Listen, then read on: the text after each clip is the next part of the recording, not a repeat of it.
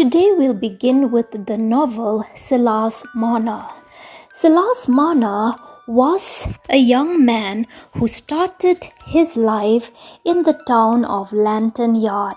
He was a man who was very active in church.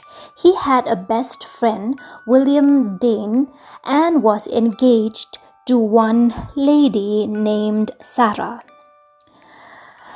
But one day he was accused of stealing the church's money. And when they made an investigation, they found the bag of money in his place. This was enough to convince the rest of the church people that Silas was guilty. He was disgraced. His fiancée, Sarah, dropped him, and shortly after she married William Dane.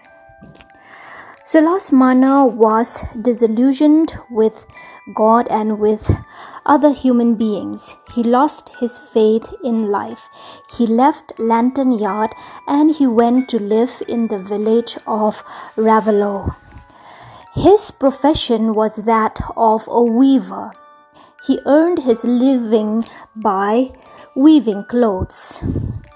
As time passes by, he would spend hours weaving and he would earn a lot of money from his weaving. The people of Ravellow looked upon Silas with suspicion. They could not understand how this recluse functioned. In another part of the village of Ravellow, there was a man by the name of Squire Cass. He had two sons. The eldest was Godfrey and the younger was Dunstan, also known as Dunsey. Godfrey was good-natured but weak-willed, and he was secretly married to the opium addict Molly Farron, but he was in love with Nancy Lametta. Dunsey talked Godfrey into the marriage and repeatedly blackmailed him with threats to reveal the marriage to their father.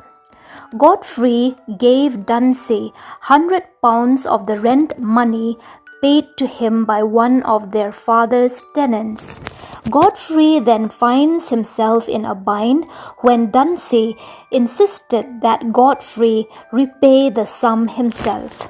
Dunsey once again threatens to reveal Godfrey's marriage, but after some arguing, offered to sell Godfrey's prize horse Wildfire to repay the loan. The next day, Dunsey met with some friends who were hunting and negotiated the sale of the horse. Dunsey decided to participate in the hunt before finalizing the sale, and in doing so, he had a riding accident that killed the horse. Knowing the rumors of Silas' money, Dunsey made plans to intimidate and threatened the weaver into lending him money. His walk home took him by Silas's cottage, and he tried to enter it. He found that the cottage was empty. Dunsey stole the money belonging to Silas Marner. Silas later returned from an errand to find his money gone. He was inconsolable. Overwhelmed by the loss, he ran to the local tavern for help and announced the theft to a sympathetic audience of tavern goers. The theft became the talk of the village, and a theory arose that the thief might have been a peddler who came through the village some time before. Godfrey, meanwhile, was distracted by thoughts of Dunsey.